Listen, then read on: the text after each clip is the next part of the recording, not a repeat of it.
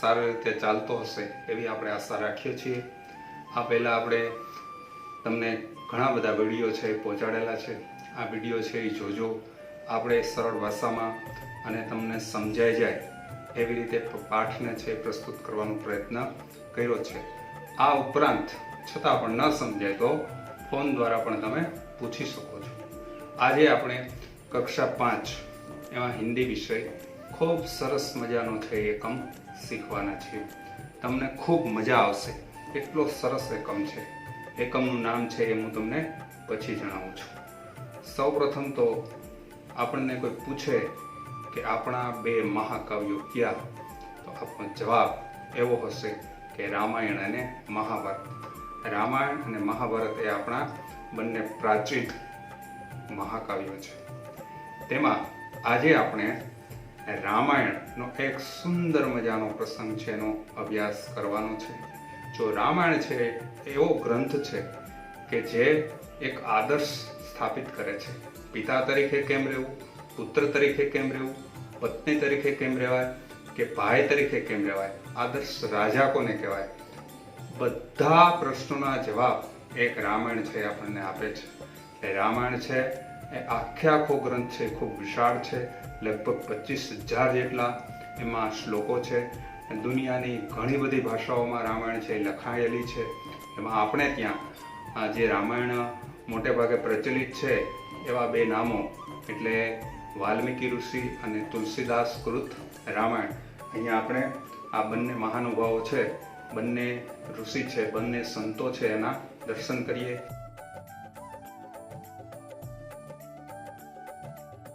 ત્યાર પછી આપણે આ રામાયણની અંદર અહીંયા ભાઈ વચ્ચે કેવો પ્રેમ હોઈ શકે એની વાત છે એ શીખવાની છે। આજે આપણે જોઈએ છીએ કે આ સમયમાં ભાઈઓ વચ્ચે એટલા બધા ઝઘડાઓ હોય છે, નાની નાની વાતમાં ઝઘડો કરતા હોય છે। તો રામાયણ છે આપણને એક રસ્તો ચીંધે છે કે એક ભાઈ છે એ બીજા ભાઈ માટે કેટલું કરી શકે, એક ભાઈએ બીજા ભાઈ સાથે કેવી રીતે રહેવું જોઈએ। તો આવી સરસ મજાની વાત છે એનો આપણે અભ્યાસ કરવાનો છે। એટલે હવે હું તમને આ એકમનું નામ છે એ જણાવું તો આ એકમનું નામ છે ભરત મિલાપ। ખૂબ સુંદર, આમ તો આ પ્રસંગ ખૂબ મોટો છે, છતાં અહીં તમારી વયકક્ષાને ધ્યાનમાં રાખીને ખૂબ જ ટૂંકમાં પણ સારી રીતે વાતને છે એ વણી લેવામાં આવેલી છે। ભરત મિલાપ એટલે રામ અને ભરતનું મિલન। બે દ્રશ્યો છે એ આ પાઠની અંદર આપવામાં આવેલા છે। દ્રશ્યો એટલે બે ભાગ, જે આપણે નાટક ભજવીએ છીએ તો નાટકની અંદર જેમ ભાગ હોય છે એવી રીતે અહીં આ એક નાટક છે, નાનું એવું નાટક છે જેમાં બે દ્રશ્યો છે। આપણે આપણી શાળાની અંદર જ્યારે કોઈ સાંસ્કૃતિક કાર્યક્રમ હોય ત્યારે પણ આને નાટક તરીકે તમે ભજવી શકો છો। અહીં પ્રથમ દ્રશ્ય છે એ ચિત્રકૂટનું છે। જો ચિત્રકૂટના દ્રશ્ય સુધી પહોંચતા પહેલા રામાયણની અંદર શું આવે છે એનો પણ આછેરો ખ્યાલ આપણને હોવો જોઈએ। તો ખૂબ જ ટૂંકા સમયમાં 1 જ મિનિટની અંદર આપણે આ પ્રસંગ સુધી રામાયણ પહોંચી છે તો એ પહેલાના ઘટનાક્રમો છે એ થોડા જોઈ લઈએ, એટલે જેને પણ રામાયણ વિશે કદાચ ખ્યાલ ન હોય તો એને સમજ તરત પડી જાય। તો રાજા દશરથ છે, અયોધ્યાના રાજા છે। તેમને 4 પુત્રો છે, રામ, લક્ષ્મણ, ભરત અને શત્રુઘ્ન। 3 રાણીઓ છે, કૌશલ્યા, સુમિત્રા અને કૈકેયી। 3 રાણીઓ છે આપવામાં આવે છે। 14 વર્ષનો વનવાસ અને રાજા ભરત એટલે કૈકેયીનો પુત્ર ભરતને ગાદી સોંપવામાં આવે છે। આવી કંઈક ઘટનાઓ છે। રામ છે વનમાં જાય છે ત્યારે ભરત છે હાજર હોતા નથી। રામ વનમાં જાય છે ત્યારે એ વનની અંદર એક ચિત્રકૂટ નામની જગ્યા છે ત્યાં નિવાસ કરે છે। રામ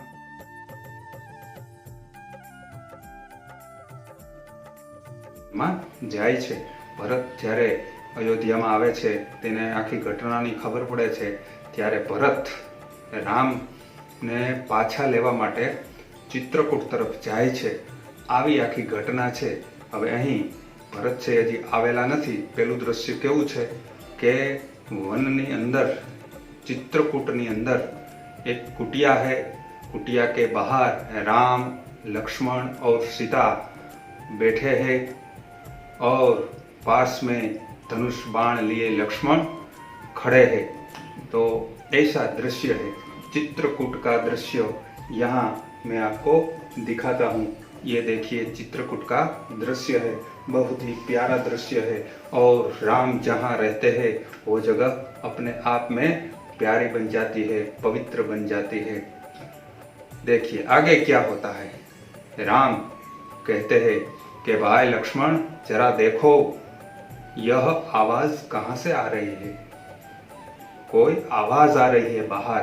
तो राम अपने भैया लक्ष्मण से कह रहे हैं कि देखो भैया, कोई आवाज आ रही है। देखिए अगर वन में रह रहे हैं तो वहां पर राक्षसों का बहुत बड़ा डर रहता था, इसलिए हमेश चौकन्ना रहना पड़ता है। इसलिए राम ने लक्ष्मण से कहा कि देखो बाहर क्या है। लक्ष्मण जी इधर उधर देखते हैं, कहते हैं प्रभु सामने से कुछ लोग आते दिखाई दे रहे हैं।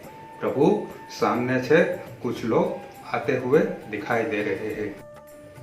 लक्ष्मण जी ध्यान से देखते हैं और कहते हैं अरे ये तो भरत है।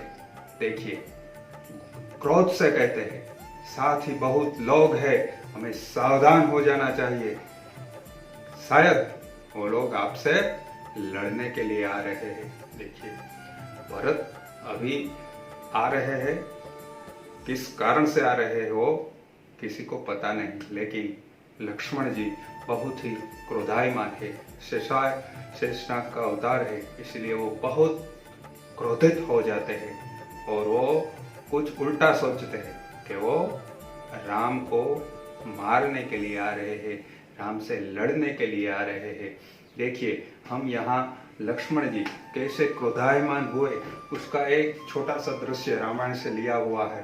ये दृश्य देख लेते हैं तो और कोई बात नहीं करनी पड़ेगी कि लक्ष्मण जी कैसे क्रोधायमान हुए होंगे। देखिए यहाँ पर देखिए लक्ष्मण जी का क्रोध देखिए, उसकी आंखों से मानो ज्वाला निकल रही हो ऐसा हमें मालूम पड़ रहा है। भील और कौल मित्रों ने आकर कहा अयोध्या का राजा भरत अपनी चतुरंगी सेना के साथ चित्रकूट आ रहा है। मैंने स्वयं पेड़ पर चढ़कर देखा तो मुझे सच सेना दिखाई दी। ये लक्ष्मण अपने भैया के बारे में ये क्या कह रहा है। तो लक्ष्मण जी अति क्रोधायमान थे। लक्ष्मण जी को अभी भी ऐसा था कि कैकेयी ने राम को वनवास दिया है, उसमें भरत की भी सहमति थी क्योंकि भरत उसका बेटा है। आगे देखते हैं हम। राम हंसते हुए कहते हैं कि भाई लक्ष्मण तू भरत के साथ इतने साल रहा लेकिन फिर भी तू भरत को पहचान नहीं पाया। देखिए राम तो मर्यादा पुरुषोत्तम है, पूर्ण ज्ञानी पुरुष है, वो तो सब बातें जानते हैं। वो लक्ष्मण जी को शांत करने के लिए कहते हैं कि हे लक्ष्मण तुम भरत को इतने साल तक साथ रहा लेकिन पहचानता नहीं। लक्ष्मण जी उत्तेजित होते हैं। देखिए लक्ष्मण जी का क्रोध ऐसा है कि वो शांत नहीं हो रहा है और क्रोध में सोची गई कोई भी बात सच्ची नहीं होती। इसलिए लक्ष्मण जी क्रोध में है तो गलत सोच रहे हैं। लक्ष्मण जी कह रहे हैं पहचाना क्यों नहीं, उसी की माँ का तो बेटा है कि जिसने आपको वनवास दिया है, जिस कैकेयी माँ ने आपको वनवास दिया है ये भरत उसका ही बेटा है। मैंने तो पहचान लिया है, प्रभु आप नहीं पहचान रहे हो। सीता इसमें बेचारे भरत का क्या दोष है, उसकी माँ ने हमें वनवास दिया है, इसमें भरत क्या करे। लक्ष्मण जी आगे कहते हैं लीजिए सब लोग इधर ही आ रहे हैं, जुओ બધા લોકો અહીંયા જ આવે છે। तो इस तरह से पहला दृश्य संपन्न होता है। इसके बाद दूसरा दृश्य ऐसा है जो हमारी आंखें भिगो देगा। एक भाई को दूसरे भाई के साथ कैसे रहना चाहिए ये दृश्य हमें ये सिखाता है। भरत दौड़ता हुआ कुटिया की ओर आता है, उनकी आंखों में आंसू बह रहे हैं, वे राम के चरणों में पड़ते हैं, राम भरत को उठा लेते हैं। बहुत ही प्यारा दृश्य, बहुत ही मनोहर दृश्य, रामायण का भी ये सबसे सुंदर दृश्य है, ऐसा हम कर सकते हैं। देखिए यहाँ हम राम और भरत का मिलन कुछ अंश देखते हैं। रामायण से लिया गया हुआ एक दृश्य है। राम भरत की आंखों में आंसू है, आप देख सकते हैं। राम भरत को गले लगा रहे हैं, भरत उसके गले मिलते हैं, अश्रुओं की धारा रुक नहीं रही है और पीछे देखते हुए लक्ष्मण और सीता एक बड़ा ही प्यारा मनोहर दृश्य देख रहे हैं। आगे देखते हैं, हम आ गए हैं, मिलाप हो गया। लक्ष्मण की सारी जो सोच थी, लक्ष्मण ने जो सोचा था वो गलत निकला। भरत लड़ने के लिए नहीं लेकिन राम से मिलने के लिए आए हैं, राम को लेने के लिए आए हैं। भरत खूब लड़ते हैं और रुदन करते हुए कहते हैं, मुझे क्षमा कर दीजिए प्रभु, मुझे क्षमा कर दीजिए, आपको वनवास दिलाने में मेरा कोई हाथ नहीं है। देखिए आप वन में जाए ऐसी मेरी कोई इच्छा नहीं थी, मुझे तो ज्ञान भी नहीं था। आप मुझसे बड़े हैं, आप मुझसे उम्र में बड़े हैं, आप ही राजा, आपको ही राजा बनना चाहिए। चलिए मैं आपको लेने आया हूँ, आप अयोध्या चलिए। इस नगर वासियों की भी यही इच्छा है, उसे निराश न कीजिए। देखिए विनती कर रहा है भरत, अपना राज्य जो उसकी माँ ने उसके लिए मांगा था वो राज्य राम के चरणों के अंदर, राम के चरणों में समर्पित करने आया है। राम को वापिस ले जाकर राम को वो राज्य दिलाने के लिए आया है। तो ये भाई का प्रेम है, भाई के लिए वो अपना पूरा राज्य समर्पित कर देना चाहता है। साथ में नगरवासियों को भी ले आया है, माताओं को भी ले आया है ताकि राम मना न कर सके। राम कहते हैं कि भाई भरत, मैं तुम्हारा प्रेम देखकर प्रसन्न हूँ यानी बहुत खुश हूँ, किंतु मैं माता पिता की आज्ञा का पालन करते हुए वन में आया हूँ, क्योंकि मुझे माता और पिता ने आदेश दिया था, इसीलिए मैं वनवास पूरा करके ही लौटूंगा। वनवास पूरा किए बिना नहीं लौटूंगा, क्योंकि पिताजी ने, माता ने पिताजी के पास तो वचन मांगे थे कि राम को 14 साल का वनवास और भरत को अयोध्या का राज। तो मैं वन में रहूंगा और तुम राजा बनेगा, मैं वन से वापस अयोध्या नहीं लौटूंगा। ऐसा सुंदर संवाद हो रहा है। तो साथ में आया एक नागरिक कहता है, नहीं प्रभु नहीं, आपको हमारे साथ चलना ही होगा, आपके बिना प्रजा दुखी है, प्रजा को सुखी रखना राजा का कर्तव्य है। देखिए अब सब नागरिक, सब अयोध्यावासी भी यह कामना कर रहे हैं कि राम को अयोध्या ले चले और हमारा राजा स्थापित करे, लेकिन राम तो राम है, राम मर्यादा पुरुषोत्तम है। रघुकुल रीत सदा चली आई, रघुकुल रीत सदा चली आई, प्राण जाय पर वचन न થાય। પોતાના પ્રાણ જાય પણ વચન જતા નથી। આગળ જોઈએ આપણે। राम कहते हैं कि इस समय मेरा राजा बनना कर्तव्य नहीं है, बल्कि मेरे माता पिता की आज्ञा का पालन करना यह मेरा प्रथम कर्तव्य है।